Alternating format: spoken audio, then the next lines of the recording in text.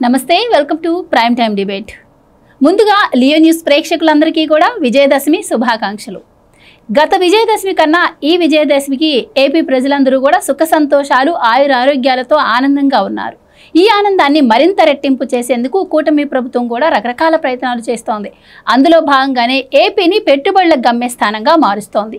ఇక సిఐఐ సదస్సుకు ఢిల్లీ వెళ్లడం చంద్రబాబు గారు, అలాగే నవంబర్ 14-15 తేదీల్లో విశాఖలో జరగనున్నటువంటి సిఐఐ సదస్సుకు విదేశీ ప్రతినిధులను ఆహ్వానించడం కూడా జరిగింది. అసలు మరి ఈ సిఐఐ సదస్సు అంటే ఏంటి, మరి దీనివల్ల ఏపీకి ఎలాంటి ఉపయోగం కలగనుంది, ఇక ముఖ్యంగా పెట్టుబడుల గమ్యస్థానంగా మార్చుతాము అంటే ఇప్పటికే పెట్టే పెట్టుబడులకు, పరిశ్రమలకు చాలా రాయితీలు, ప్రోత్సాహకాలు ఇస్తూనే ఉంది. అలాగే పరిశ్రమల కోసం ఒక స్పెషల్ టాస్క్ ఫోర్స్ను కూడా ప్రభుత్వం ఏర్పాటు చేయింది. మరి ఇంతకు మించి సిఐఐ సదస్సులో ఎలాంటి పెట్టుబడులు రాబోతున్నాయి, అలాగే మరి పెట్టుబడిదారులను ఆహ్వానించేందుకు, ప్రోత్సహించేందుకు ప్రభుత్వం చేస్తున్నటువంటి ప్రతిపాదనలు అంటే ప్రభుత్వం ఇస్తున్నటువంటి ప్రోత్సాహకాలు ఏంటి, ఇవన్నీ తెలుసుకుందాం. మనతో పాటు డిబేట్లో పార్టిసిపేట్ చేసేందుకు స్టూడియోలో ఉన్నారు సీనియర్ జర్నలిస్ట్ సత్యమూర్తి గారు, అలాగే మరో senior journalist doctor Durga Vadlamani గారు. నమస్కారం సార్. నమస్కారం మేడం. సత్యమూర్తి గారు, చంద్రబాబు గారు ఎప్పుడు ఈ సిఐఐ సదస్సులు అంటారు, 2047 విజన్ అంటారు, ఇలా రకరకాలుగా పెద్ద పెద్ద మాటలు ఆయన చెప్తూ ఉంటారు. నిజంగా ఇవన్నీ కూడా సామాన్య ప్రజలకు అర్థమయ్యే విషయాలు కాదు. అసలేంటి మరి సిఐఐ సదస్సుకు ఢిల్లీ వెళ్ళారు చంద్రబాబు గారు, లోకేష్ గారు ఇద్దరు వెళ్ళారు.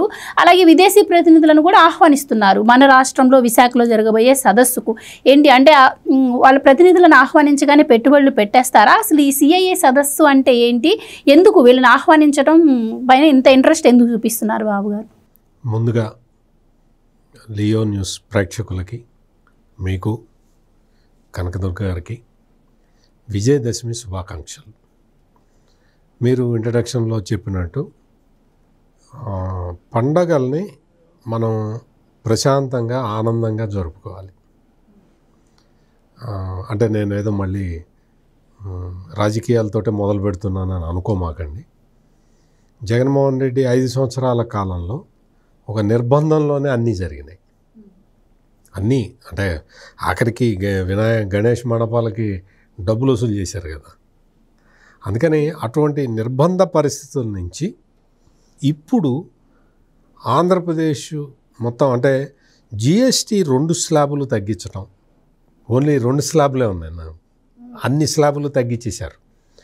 అంటే సరళీకృత ఆర్థిక విధానాలు వచ్చిన తర్వాత ఇంప్లిమెంట్ చేసిన జిఎస్టీ పన్ను విధానాన్ని మరింత సరళతరం చేస్తూ కేవలం 2 స్లాబులకే పరిమితం చేయటం, మిల్క్ ప్రోడక్ట్స్కి మిల్క్ ప్రోడక్ట్స్ వాటి మీద అసలు మొత్తం జిఎస్టీ తీసేయటం, 0% జిఎస్టీ కొన్ని, ఇవన్నీ కూడా ఏంటి అంటే మనకి ఒక్కొక్క ఫ్యామిలీ ఒక అంచనా ఏంటి అంటే ఒక్కొక్క కుటుంబానికి 15,000 రూపాయలు ఆదా చేస్తుంది అనేది ఒక అంచనా. అంటే 15,000 రూపాయలు ఆదా చేయడం అంటే మనం 15,000 సంపాదించడం కింద లెక్క. ధరలు విపరీతంగా పెరుగుతున్నాయి అనుకుంటున్న టైంలో ఈ జిఎస్టీ సంస్కరణలు తీసుకురావటం వల్ల ధరలు తగ్గే అవకాశం మనకి స్పష్టంగా కనపడుతున్నది. ఆంధ్రప్రదేశ్లో అయితే మరీ ముఖ్యంగా ఈ ట్రూ అప్ ఛార్జీలు, ఇప్పటివరకు కరెంట్ ఛార్జీలు పెంచిన ప్రభుత్వం ట్రూ డౌన్ అని చెప్పి విద్యుత్ ఛార్జీలను తగ్గిస్తూ ఉన్నది. అంటే ఇటువంటి వార్తలు వినటానికి కొంచెం ఆనందంగా ఉంటుంది. ఈ ఆనందం మధ్య పండగ జరుపుకోవాలంటే ఉత్సాహం ఉంటుంది. నేను చెప్పబోయేది అది. అందుకోసం అని చెప్పి మనం అనివార్యంగా జగన్మోహన్ రెడ్డి లాంటి మహానుభావుడిని ఈ పండగ పూట కూడా స్మరించుకోక తప్పదు. ఎందుకంటే అతను అంత దరిద్రమైన పాలన చూపించకపోతే మనకి ఈ పాలన విలువ తెలిసేది కాదు. అందుకని ఖచ్చితంగా మనం కొన్ని విషయాలు తెలుసుకోవాలి.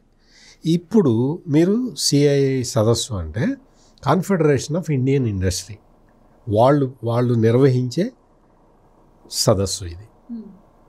వాళ్ళు ఏంటి అంటే మొత్తం అంటే పెట్టుబడిదారులకి, చాలామంది పెట్టుబడిదారులు ఎట్లా ఉంటారు అంటే మనకి ఏదన్నా వయబుల్ యూనిట్ వస్తే, మనకి ఏదన్నా ఒక ఇన్నోవేటివ్ థాట్ తోటి మన దగ్గరికి ఏదన్నా ప్రాజెక్టు వస్తే దానికి రాష్ట్ర ప్రభుత్వం ఐడియాలు ఎట్లా ఉన్నాయో మనకి తెలిస్తే మనం వాటిట్లో పెట్టుబడి పెడదాము అని ఎదురు చూసే పెట్టుబడిదారులు ప్రపంచవ్యాప్తంగా ఉంటారు. మొత్తం వీళ్ళందరూ కూడా ఏంటి అంటే మంచి ఇన్నోవేటివ్ థాట్స్ ఎక్కడి నుంచన్నా వస్తున్నాయా, కొత్త ప్రోడక్ట్స్ ఏమన్నా వస్తున్నాయా, వాటితోటి మనం భారీ ఎత్తున పెట్టుబడులు పెడదాము అని చాలామంది క్యాపిటలిస్టులు, వెంచర్ క్యాపిటలిస్టులు, రకరకాలుగా వెంచర్ క్యాపిటలిస్టులు అంటే వేరు, కానీ మామూలుగా పెట్టుబడిదారులు వీళ్ళందరూ కూడా వెయిట్ చేస్తూ ఉంటారు. అటువంటి వాళ్ళని అట్రాక్ట్ చేయటం ఈజీ. దానికోసం అని చెప్పి కాన్ఫెడరేషన్ ఆఫ్ ఇండియన్ ఇండస్ట్రీ వాళ్ళు వేదికలు, ప్లాట్ఫామ్స్ అరేంజ్ చేస్తారు.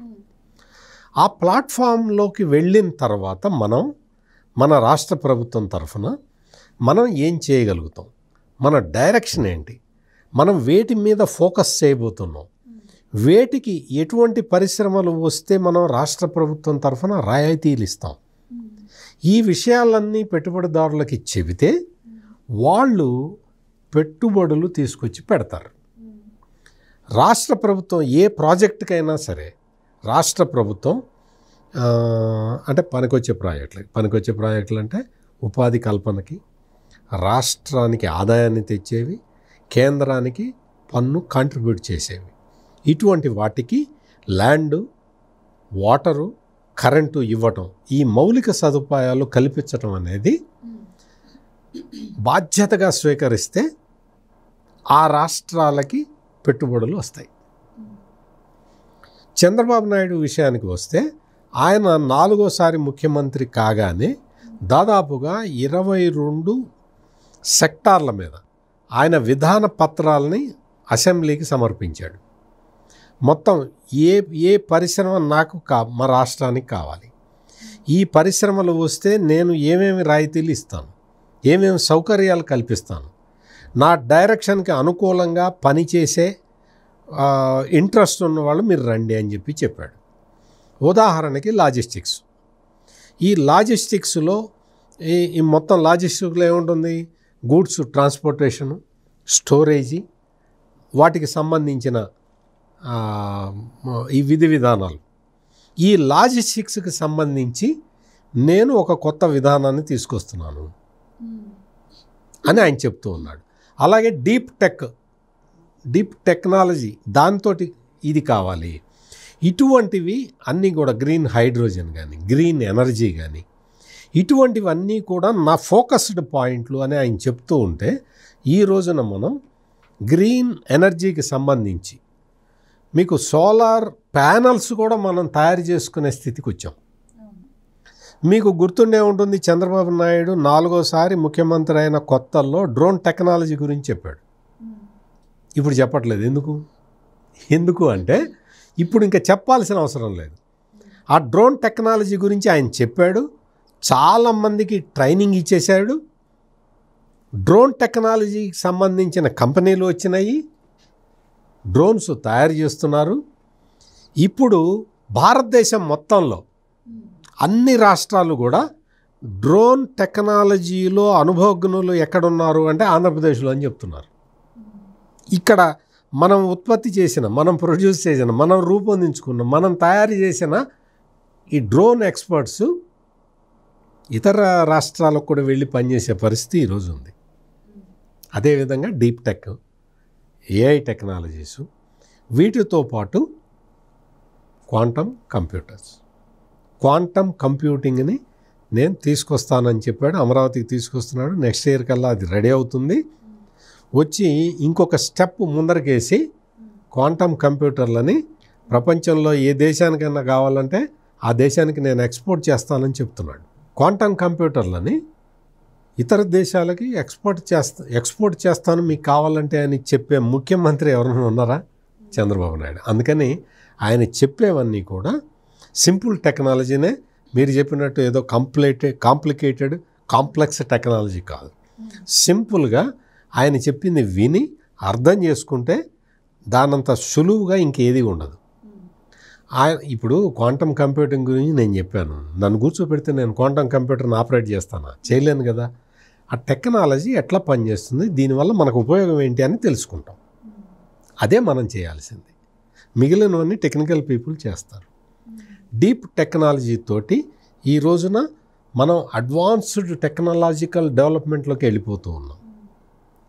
ఇటువంటి విధానాలని తీసుకురొచ్చి ఇప్పటికీ అంటే ఏ రాష్ట్ర ప్రభుత్వం కూడా, దేశంలో ఏ రాష్ట్ర ప్రభుత్వం కూడా చెయ్యలేని విధంగా 10 లక్షల కోట్ల రూపాయల పెట్టుబడులను ఇప్పటికే తీసుకొచ్చి ఆంధ్రప్రదేశ్లో దించారు. రైట్ మేడం, ఇప్పుడు సార్ అన్నట్టు నిజంగా ప్రభుత్వం అధికారంలోకి వచ్చిన సంవత్సర కాలంలోనే 10 లక్షల కోట్ల పెట్టుబడులు తీసుకురావడం అంటే సామాన్యమైన విషయం కాదు. అండ్ రాజధాని లేని రాష్ట్రం కూడా, ఒక్క కోస్తా తీర ప్రాంతం చంద్రబాబు గారిని చూసి రావడం తప్పించి రాజధాని లేని రాష్ట్రానికి ఎవరు కూడా పెట్టుబడులు పెట్టడానికి అంత ఇంట్రెస్ట్ చూపించారు. అండ్ ముఖ్యంగా 4,60,000 పైన ఉద్యోగాలు కూడా ఇప్పటికే ప్రభుత్వం కల్పించింది. సో ఏంటి ఇది ఎలా సాధ్యమైందంటారు చంద్రబాబు గారికి? అండ్ ముఖ్యంగా అంటే ఆయన స్పెషలైజేషన్ ఏంటి దీంట్లో? మనం చూసాం జగన్మోహన్ రెడ్డి గారి హయాంలో రాష్ట్రం 30 ఏళ్ళ వెనక్కి వెళ్ళిపోయింది, వచ్చిన కంపెనీల ఏంటి ఇద్దరి మధ్య తేడా ఏంటి? మరి మేము అప్పట్లో ఏదైతే ఒప్పందాలు చేసుకున్నామో అవే ఇప్పుడు వస్తున్నాయని చెప్పి వాళ్ళు ఇప్పటికీ ప్రచారం చేసుకుంటున్నారు. మీరేం చెప్తారు? మీరు అన్నారా ఏంటి స్పెషాలిటీ చంద్రబాబు నాయుడు గారిదని?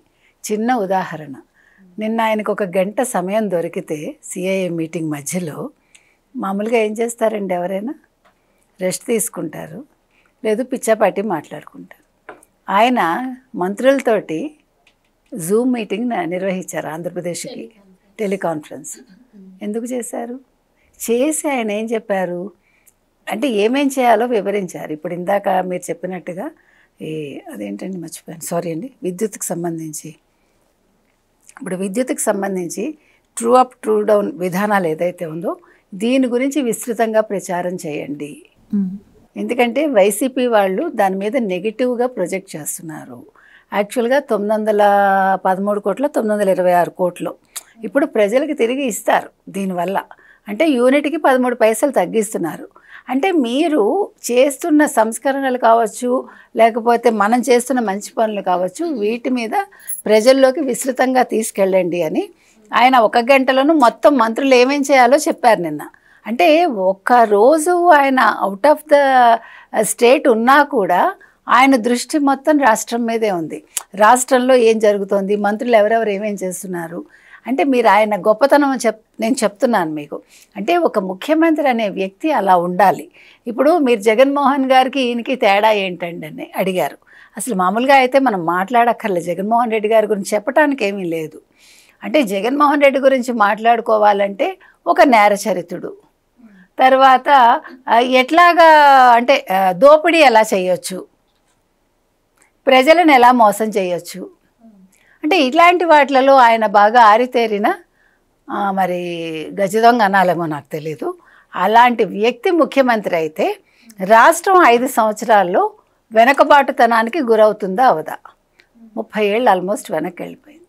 అయితే చంద్రబాబు నాయుడు గారు మీరు అన్నట్టుగా 15 నెలల్లో 10 లక్షల అంటే 10 లక్షల చిల్లర పెట్టుబడులు తీసుకొచ్చి తర్వాత ఏమంటారు 4,60,000 ఉద్యోగాలు ఎన్నో ఆల్రెడీ కల్పించారు. తర్వాత ఇవాళ ఎవరైనా ఒక పరిశ్రమ పెట్టాలంటే వాళ్ళు ఆంధ్రప్రదేశ్ కేసు చూస్తున్నారు. ఇక్కడ లోకేష్ కూడా మీరు గమనించండి, మొన్న కర్ణాటకలో ఒక పరిశ్రమ వాళ్ళు వద్దనుకుంటే ఈయన వెంటనే అందిపుచ్చుకోవడానికి రెడీ అయ్యారు. అంటే తండ్రి బాటలో నడుస్తూ ఎవరికి వాళ్ళు మనం డేగ కళ్ళు అంటాం, ఇలాంటప్పుడు డేగ కళ్ళే కావాలి. మీరు ఒక ఐటీ రంగంలో ఉన్నా, ఒక ముఖ్యమంత్రిగా ఉన్నా మొత్తం దేశం మీద దృష్టి ఫోకస్ ఉండాలి మీకు. ఏ రాష్ట్రాలు ఏ రకంగా అభివృద్ధి చెందుతున్నాయి, ఎవరెవరు ఏ పరిశ్రమలు తీసుకొస్తున్నారు, ఎక్కడెక్కడి నుంచి వస్తున్నాయి, ఏ దేశాల నుంచి వస్తున్నాయి, దీన్ని మనం ఎలా అందిపుచ్చుకోవాలి. ఇవాళ ఆయన ఏం చెప్పారు, మాకు తీర ప్రాంతం అనేది మాకు అడ్వాంటేజ్, మీరు రండి. ఈజ్ ఆఫ్ డూయింగ్ బిజినెస్ కాదు, స్పీడ్ ఆఫ్ డూయింగ్ బిజినెస్ అన్నాడు ఆయన. అంటే మీకు ఎంత ఫాస్ట్గా కావాలంటే మేము అంత ఫాస్ట్గా మీకు అన్నీ చేసి పెడతాం. అంటే you need not waste your time. ఇదివరకు గతంలో ఒక సూట్ కేసు పట్టుకుని రండి అన్నట్టుగా అలాగనమాట. జస్ట్ మీరు ఒక పేపర్స్ పట్టుకుని రండి, మీకు కావాల్సినవన్నీ మేము చేస్తామని ఆయన చెప్తున్నారు. అంటే అది కావాల్సింది. మీరు సిఐఏ సదస్సుకి రండి అని ఇవాళ పెట్టుబడిదారులను ఆహ్వానించారు, విదేశీ రాయబారులను ఆహ్వానించారు. అంటే ఇవాళ ఇందాక సత్యమూర్తి గారు చెప్పినట్టుగా కొంతమంది దగ్గర డబ్బు ఉంటుంది, కానీ దాన్ని ఎందులో పెట్టుబడి పెట్టాలి, ఎలా పెట్టాలి, ఎక్కడ పెట్టాలి? ఇవాళ నెంబర్ 1లో ఏపీ ఉంది మీకు అన్ని విషయాల్లో. అంటే మీకు ఒక అవకాశాలు కల్పించడంలో కావచ్చు, ఒక పెట్టుబడిదారులకి వాళ్ళకి కావాల్సిన విధంగా అంటే మీకు వనరులు అక్కడ సమకూర్చడంలో కావచ్చు, ఆంధ్రప్రదేశ్ ఇవాళ మీకు అన్ని రకాలుగా అనుకూలంగా ఉంది. ఎప్పుడూ కూడా తీర ప్రాంతం అనేది ఎప్పుడూ అడ్వాంటేజ్ అండి, చాలా అడ్వాంటేజ్ ఇన్ ఆల్ ఆస్పెక్ట్స్. కాబట్టి అందులో మనం ఇవాళ నెంబర్ 1లో ఉన్న ఖనిజాలు ఉన్నాయి. మనకి లేని సంపద లేదు. కాకపోతే దాన్ని ఎట్లా బిజినెస్గా మలచాలి, ఎలా మీరు ఆహ్వానించాలి, ఎలా వాళ్ళని ఆకర్షించాలి అనేది చంద్రబాబు నాయుడు గారికి వెన్నతో పెట్టిన విద్య. బికాజ్ ఆయన 4వ ముఖ్యమంత్రి అయ్యారు. ఆయన మొదటిసారి ముఖ్యమంత్రి అయినప్పుడే ప్రపంచం దృష్టిని ఆకర్షించారు. ఆయన ఒక బిల్ గేట్స్ కోసం ఆయన వెయిట్ చేసిన విధానం ఉంది చూసారా, అది ఈరోజు ఒక హైటెక్ సిటీగా మారింది, ఒక సైబరాబాద్గా మారింది, ఇవాళ యువతకు ఉద్యోగాలు కల్పించింది. అది విజన్ అంటే ఇంకేం లేదు. విజన్ అంటే ఏదో కొత్తగా ఏం ఉండదు. అంటే మనం యాంటిసిపేట్ చేయగలగడం. 2047 ఆయన చెప్పారు. 2047కి రాష్ట్రం ఏ రకంగా ఉండాలి, ఎన్ని లక్షల ఉద్యోగాలు మనం ఇవ్వగలం, మనం ఏ రంగాల్లో ఆంధ్రప్రదేశ్ అభివృద్ధి సాధించగలదు, దానికి ఎవరిని మనం ఆహ్వానించాలి, ఏ దేశం వాళ్ళు ఇక్కడ పెట్టుబడులు పెట్టగలరు, ఏ ప్రాంతం వాళ్ళు వస్తే బాగుంటుంది, ఇంతే. దాన్ని చేయగలిగితే అంటే దానికి మీకు కావాల్సింది ఏంటంటే ఫస్ట్ మీకు అవగాహన ఉండాలి. అది చంద్రబాబు నాయుడు గారికి ఉంది.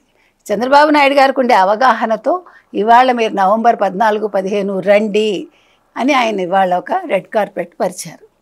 అంతే, అంతకుమించి ఏమీ లేదు. కాకపోతే దానికి మీరు చేయాల్సిన పని ఏంటంటే రోజుకి 18 గంటలు కష్టపడాలి.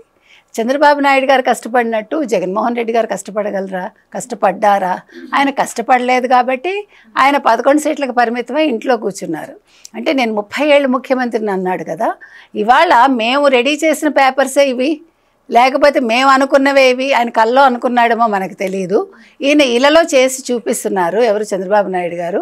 కాబట్టి జగన్మోహన్ రెడ్డి చెయ్యనివి చేశానంటాడు, కాగితాల మీద ఉన్నవి నిజంగా చేసేసినట్టు భ్రమింపజేస్తాడు ఆయన. కాబట్టి భ్రమలు ప్రజలకు అవసరం లేదనుకున్నారు కాబట్టి నిజంగా కష్టపడే తత్వం ఉన్న చంద్రబాబు నాయుడు గారిని కోరుకున్నారండి. కాబట్టి ఇవాళ నిజంగా మనం ఈ దసరా పండుగ సందర్భంగా కోరుకునేది ఏంటంటే చంద్రబాబు నాయుడు లాంటి నేతకి ఆయురారోగ్య ఐశ్వర్యాలు నిజంగా భగవంతుడు ప్రసాదించాలి. ఈ దసరా పండుగ సందర్భంగా మనం కోరుకుందామండి. అంటే ఇలాంటి నేతలు ఉండాలి మనకి. మోదీ లాంటి నేతలు, చంద్రబాబు నాయుడు గారు లాంటి నేతలు నిజంగా అవసరం మనకి. ఇప్పుడు యువత కూడా చాలా ఉత్సాహంగా ఉన్నారంటే ఇక్కడనే కాదు, ఓవరాల్గా ఇది యువతది ఇప్పుడు ఈ యుగం తీసుకుంటే మనం కనుకైతే.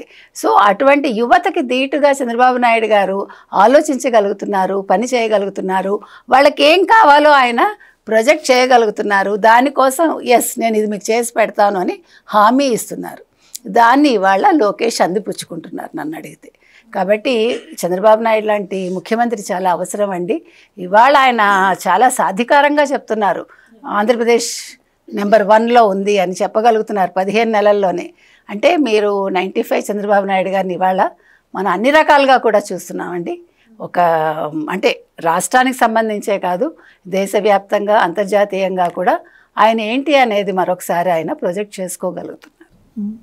రైట్ సార్, ఈ మధ్య చంద్రబాబు గారు పదే చెప్తూ ఉన్నారు, అంటే విజన్ 47 లక్ష్యంగా ఏపీని $2.4 ట్రిలియన్ ఆర్థిక వ్యవస్థగా తీర్చిదిద్దటం, అలాగే 15% వృద్ధి రేటు సాధించడం మా ప్రభుత్వ లక్ష్యం అని చెప్పి. అది నిజంగా మరి సాధ్యమయ్యే పనే అంటారా? అండ్ ఇప్పుడు ఈ నిర్వహిస్తున్నటువంటి ఐసీసీ సదస్సులు ఏవైతే ఉన్నాయో ఇవి ఆ విజన్ 47కి తోడ్పాటును అందిస్తాయా, లేదు అంటే కేవలం ఆర్భాటమే అనుకోవచ్చా? నిజంగా కూడా అంటే మీకు వచ్చిన డౌటే నాకు కూడా అంత ముందర వచ్చింది. ఈయన మరీ టార్గెట్ ఎక్కువ పెట్టుకుంటున్నాడు వృద్ధి రేటు మీద, అది సాధ్యం అవుతుందా కాదా అనేది నాకు కూడా వచ్చిన డౌటే. కానీ ఈ ఆర్థిక సంవత్సరంలో ప్రథమార్థంలో ఫస్ట్ త్రైమాసికంలో మనం 15.07 గ్రోత్ రేట్ సాధించాం. నేషనల్ యావరేజ్ కన్నా ఎక్కువ ఉంది. సో ఇంత గ్రోత్ రేటు సాధించటం అనేది మొదటి త్రైమాసికంలో ఇట్ ఈజ్ ఏ రికార్డ్. అది ఎట్లా సాధ్యమైంది, ఎందుకు సాధ్యమైంది అంటే వచ్చిన దగ్గర నుంచి కూడా, అంటే అధికారంలోకి వచ్చిన దగ్గర నుంచి కూడా ఇప్పుడు దేశంలో లేదు మన రాష్ట్రంలో అగ్రికల్చర్ సెక్టార్లో గ్రోత్ రేట్ రావాలి అంటే జలాశయాల్లో నీళ్లు ఉంటే సరిపోతుంది. ఆటోమేటిక్గా అగ్రికల్చర్ సెక్టార్లో గ్రోత్ రేటు కనపడుతూ ఉంటుంది. ఇండస్ట్రియల్ గ్రోత్ రేటు కావాలన్నా, సర్వీస్ సెక్టార్ గ్రోత్ రేటు కావాలి అన్నా రాష్ట్ర ప్రభుత్వం డ్రైవ్ చేయాలి. రాష్ట్రంలో అయితే రాష్ట్రం, కేంద్రంలో అయితే కేంద్రం. ఆ డైరెక్షన్లో డ్రైవ్ చేయాలి. ఆ డ్రైవ్ చేస్తేనే ఇండస్ట్రియల్ సెక్టార్లో గ్రోత్ రేటు కానీ, సర్వీస్ సెక్టార్లో గ్రోత్ రేటు కానీ పెరుగుతుంది. ఆంధ్రప్రదేశ్ విషయానికి వస్తే సర్వీస్ సెక్టార్ గ్రోత్ రేటు బాగా మెరుగుపడ్డది. సర్వీస్ సెక్టార్ అంటే ఐటీ ఇండస్ట్రీ వస్తుంది, టూరిజము, ఇటువంటివన్నీ కూడా సర్వీస్ సెక్టార్లోకి వస్తాయి. ఇక ఇండస్ట్రియల్ సెక్టార్లో మనం ఈ గ్రోత్ కారిడార్లు, ఇండస్ట్రియల్ కారిడార్లు కేంద్రాన్ని ఒప్పించి మనం తీసుకురావటం, ఈ కారిడార్లు, గ్రోత్ కారిడార్లు తీసుకొచ్చిన తర్వాత వాటిలో టౌన్షిప్లు డెవలప్ చేయటం, వాటిలో మనకి కావాల్సిన మన ఫోకల్ పాయింట్ దేని మీద ఉంది. నేను ఇందాక చెప్పాను కదా, మనం గ్రీన్ ఎనర్జీ డైరెక్షన్లో పోతూ ఉన్నాం. గ్రీన్ ఎనర్జీకి సంబంధించిన సోలార్ ప్యానల్స్ తయారు చేయాలి, ఒక డైరెక్షన్. సో అట్లా ఆ విధంగా మనం పెట్టుకొని ఒక డైరెక్షన్లో పోవటం వల్ల ఈ గ్రోత్ కారిడార్లన్నీ కూడా రీజనవేట్ అవుతూ ఉన్నాయి. మరీ ముఖ్యంగా ఆంధ్రప్రదేశ్ విషయానికి వస్తే పెట్టుబడులు పెట్టడానికి వచ్చే ప్రతి ఒక్కళ్ళకి కూడా చంద్రబాబు నాయుడు చెప్తున్న పాయింట్ ఏంటి అంటే, మీరు 1,00,000 కోట్ల పెట్టుబడి పెడతారు, ఓకే, ఎంతమందికి ఉపాధి కల్పిస్తారో చెప్పండి అని అడుగుతున్నాడు. ఎంతమందికి ఉపాధి కల్పిస్తారంటే, నేను 1,00,000 కోట్లు పెట్టుబడి పెడతానండి, ఓ 10 మందికి కూడా నేను ఉపాధి ఇవ్వను అంటే, నమస్కారం అండి, మీకు 1,00,000 కోట్ల పెట్టుబడి నాకు అక్కర్లేదు అని చెప్తున్నాడు. అంటే ఆయన డైరెక్షన్ ఎటువైపు పోతూ ఉన్నది అంటే ఎంప్లాయ్మెంట్ క్రియేషన్ వైపుగా ఆయన తీసుకెళ్తూ ఉన్నాడు. మీరు పెట్టిన పెట్టుబడికి నా రాష్ట్ర ప్రజలకు ఉపయోగం కావాలి. రాష్ట్ర ప్రజలకు ఉపయోగం కావాలి అంటే మీరు ఎంప్లాయ్మెంట్ క్రియేట్ చేయాలి. మీరు ఎంప్లాయ్మెంట్ క్రియేట్ చేస్తే మీకు మౌలిక సదుపాయాలు కల్పించడానికి నేను సిద్ధంగా ఉన్నాను అని ఆయన చెప్తూ ఉన్నాడు. అందుకని ఏమవుతున్నది అంటే, వచ్చిన ప్రతి వ్యక్తి, ప్రతి పారిశ్రామికవేత్త కూడా నేను ఇంతమందికి ఎంప్లాయ్మెంట్ క్రియేట్ చేస్తాను అని ఒక బాండ్ పేపర్ మీద రాసి చంద్రబాబు నాయుడుకి ఇవ్వాల్సిన పరిస్థితి ఈరోజు ఆంధ్రప్రదేశ్లో ఉన్నది. ఇటువంటి డైరెక్షను ఏ గవర్నమెంట్ కూడా ఇవ్వలేదు. మనం చూసాం, జగన్మోహన్ రెడ్డి టైంలో స్థానికులకే ఉద్యోగాలు ఇవ్వాలి అని పెట్టాడు. నువ్వు స్థానికులకే ఉద్యోగాలు ఇవ్వాలి అని పెట్టిన వాడివి, నువ్వేదన్నా పరిశ్రమ తెస్తే కదా జరిగేది. నువ్వు పరిశ్రమలు, ఉన్న పరిశ్రమలు ఎల్లగొట్టి నేను స్థానికులకు ఉద్యోగం ఇవ్వాలి అని చెప్పి నేను ఒక చట్టాన్ని సవరించాను అంటే ఏం లాభం, ఎవరికి ప్రయోజనం? నువ్వు తెస్తే కదా, నువ్వు అక్కడ పరిశ్రమ పెడితే కదా ఎంప్లాయ్మెంట్ జనరేషన్ అయ్యేది. అందుకని ఇక్కడ మనం ఆంధ్రప్రదేశ్లో జరుగుతున్న ఈ డెవలప్మెంటు, ఈ మోడలు మొత్తం ప్రతి స్టేటు కూడా, ఈ సిఐఐ సదస్సులో అందరూ అన్నది అదే. ఈ మోడల్ ఆంధ్రప్రదేశ్లో సక్సెస్ అవుతున్న ఈ మోడల్ని మనందరం కూడా ఇంప్లిమెంట్ చేసుకోవాలి అన్న ఐడియాలోకి మొత్తం దేశం మొత్తం తొంగి చూస్తూ ఉన్నది. ఆ డైరెక్షన్లో వెళ్తూ ఉన్నాము. మనకి భారీ పరిశ్రమలు, భారీ పెట్టుబడులతో పాటు మనం టెక్నాలజీ రంగంలో అడ్వాన్స్ అవుతూ ఉన్నాము. అంటే మోడర్న్ కాన్సెప్ట్స్, గ్రీన్ హైడ్రోజన్.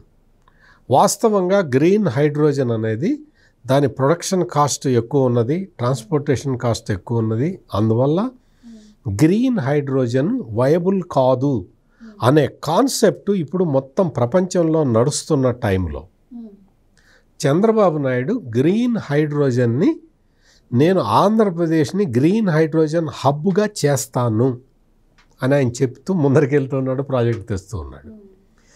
ఎట్లా చేస్తావు అని అడిగారు ఎవరో, మీలాంటి వాళ్ళు అడుగుతారు కదా, మీరు ఎట్లా చేస్తారంటే ఇది వైబుల్ కాదంటున్నారు కదా అంటే, ఆయన చెప్పింది ఏంటి అంటే, నేను లాజిస్టిక్స్ డెవలప్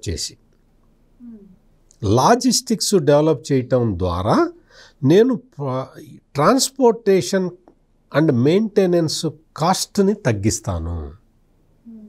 ఇది తగ్గించటం వల్ల నీకు గ్రీన్ హైడ్రోజన్ ప్రొడక్షన్కి సంబంధించి ప్రొడక్షన్ కాస్ట్ ఎట్లా ఉన్నా కానీ మీకు ట్రాన్స్పోర్టేషన్ కాస్ట్ మొత్తం తగ్గించేస్తే మీకు ఆటోమేటిక్గా గ్రీన్ హైడ్రోజన్ తక్కువకు దొరుకుతుంది అని చెప్తూ ఉన్నాడు. మరి ఈ పాయింట్ చెప్పాలి అంటే నువ్వు ఎంత లాజిస్టిక్స్ని ఎంత డెవలప్ చేయాలి. అందుకనే ఆయన ప్రతిసారి నేను ప్రతి 100 కిలోమీటర్లకు ఒక పోర్టు కడతానని చెప్తూ ఉన్నాడు. పోర్టు కట్టేస్తాను, అక్కడి నుంచి గ్రీన్ హైడ్రోజన్ నేను ఏ దేశానికి కావాలంటే ఆ దేశానికి ఎగుమతి చేస్తానని చెప్తున్నాడు. ఇందాక చెప్పాను కదా, క్వాంటమ్ కంప్యూటర్ ఇంకా పెట్టలేదు, స్టార్ట్ కాలేదు. మీకు ఏ ఏ దేశాలకి క్వాంటమ్ కంప్యూటర్ కావాలో అడగండి, నేను సప్లై చేస్తానని చెప్తున్నాడు. లీడర్కి అంత కాన్సెప్ట్ ఉండాలి, అంత కాన్ఫిడెన్స్ ఉండాలి. అంటే తను చేసే పని మీద కాన్ఫిడెన్సు, తను క్యారీ చేసే టీం మీద అంత కాన్ఫిడెన్స్ ఉంటే ఆటోమేటిక్గా ఇటువంటి వండర్స్ జరుగుతూ ఉంటాయి. మేడం, ఇటు చంద్రబాబు గారు కావచ్చు, అటు లోకేష్ గారు కావచ్చు, ఏపీని అభివృద్ధి పదంలో తీసుకెళ్లేందుకు అలాగే ఉద్యోగ కల్పనకు నానా తంటాలు పడి పెట్టుబడిదారులను తీసుకొస్తున్నారు. దానికోసం స్పెషల్ రాయితీలు, టాస్క్ ఫోర్స్లు ఏర్పాటు చేయడం ఇంతకాలం చేస్తుంటే ఇప్పటికీ వైసీపీ అంటే పెట్టుబడిదారులకు ప్రభుత్వం రూపాయికే భూములు ఇస్తోంది అని చెప్పి, కావాల్సిన వాళ్ళకే కాంట్రాక్ట్లు ఇస్తోంది అని చెప్పి ఈ విధంగా ప్రచారం చేస్తూ అభివృద్ధిని అడ్డుకునే ప్రయత్నం చేస్తుంది. సో వాళ్ళ హయాంలో చేయకపోగా ఇప్పుడు జరుగుతున్న అభివృద్ధిని అడ్డుకోవటం ఏ విధంగా చూడొచ్చు? అంటే ఇప్పుడు కొన్ని సందర్భాల్లో ఏమవుతుందంటేనండి, ముందు ప్రభుత్వం ఇచ్చిన కాంట్రాక్ట్స్ ఏవైతే ఉంటాయో వాటిని కంటిన్యూ చేస్తారు.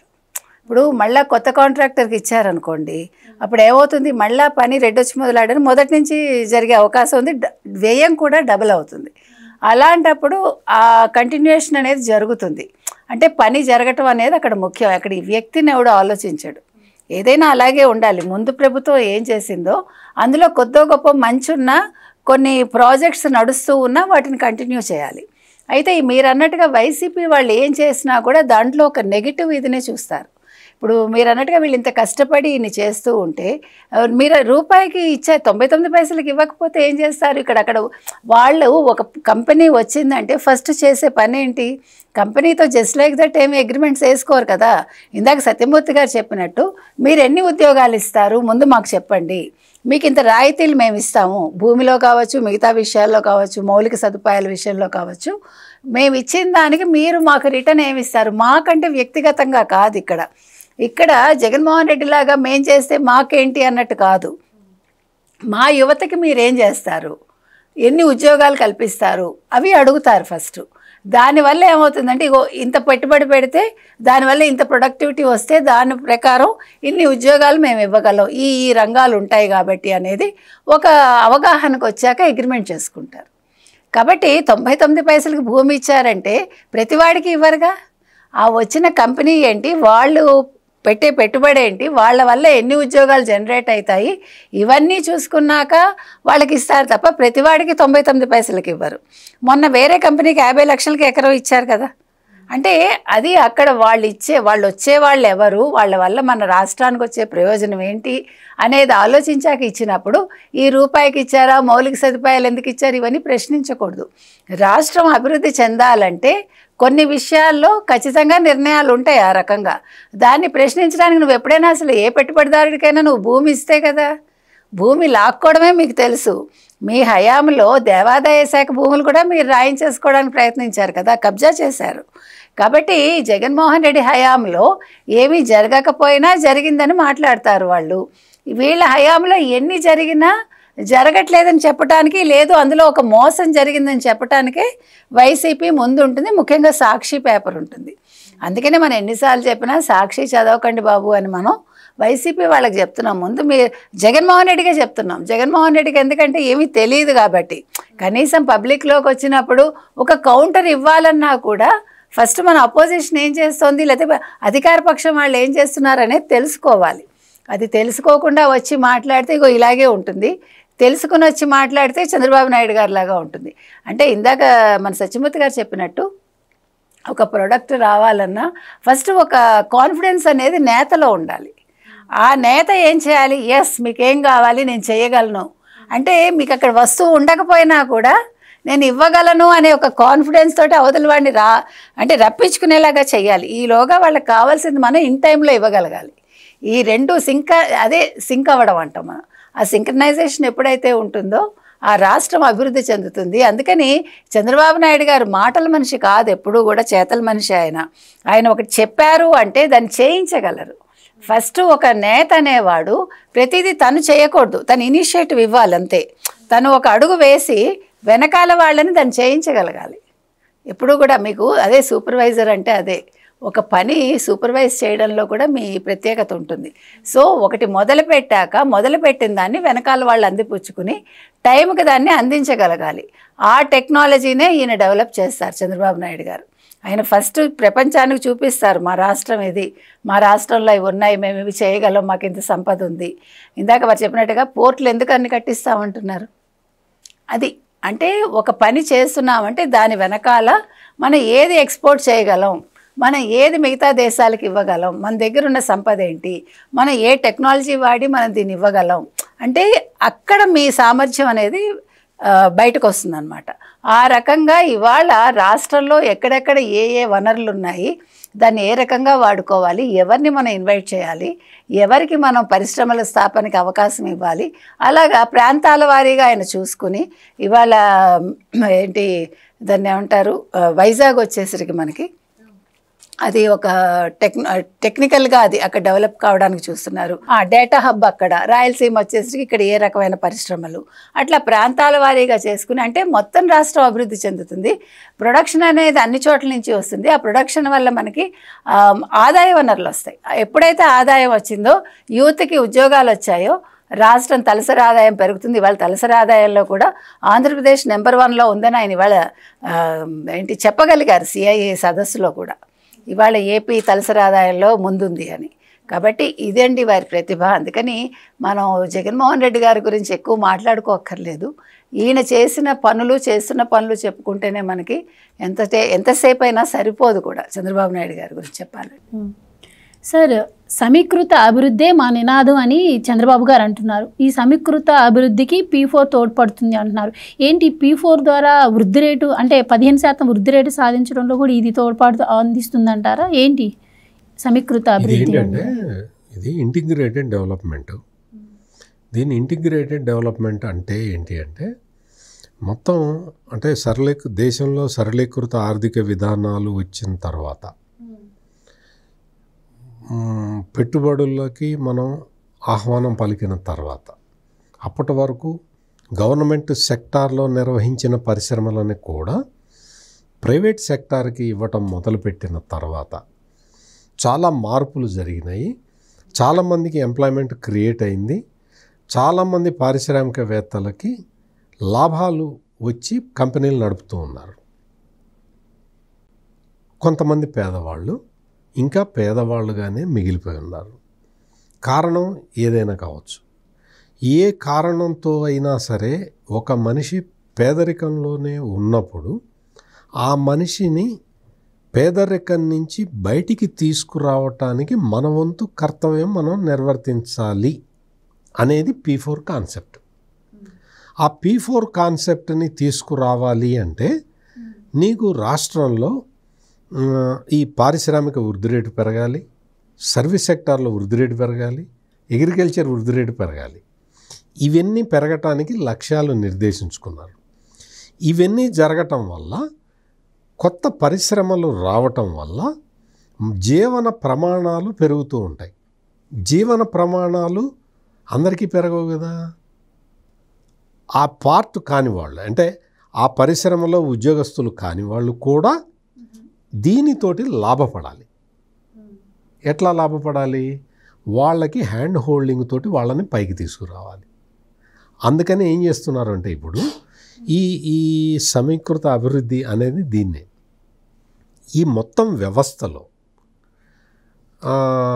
మీకు అర్థమయ్యేలాగా సింపుల్ భాషలో చెప్పాలి అంటే ఆంధ్రప్రదేశ్ రాష్ట్రానికి ఎవరైనా మేము పెట్టుబడులు పెట్టడానికి వస్తాము అంటే ఎంతమందికి ఉద్యోగం ఇస్తావు అని అడుగుతున్నారు. ఫస్ట్ వాళ్ళు ఇంతమందికి ఇస్తాము ఎంప్లాయ్మెంట్ అంటే అది గ్యారంటీ ఇవ్వు అంటున్నారు. అది గ్యారంటీ ఇచ్చిన తర్వాత ఏం చెప్తున్నారు అంటే మా రాష్ట్రంలో P4 అని ఒక మోడల్ ఉంది. అంటే పేదవాళ్ళని, నీ ఫ్యాక్టరీలో పనిచేయని వాళ్ళని నీ ఫ్యాక్టరీకి సంబంధం లేని వాళ్ళని, పేదవాళ్ళని నువ్వు ఎంతమందిని పైకి తెస్తావని అడుగుతున్నారు ఈ రోజున. ఆంధ్రప్రదేశ్ ముఖ్యమంత్రి చేస్తున్న పని ఇది.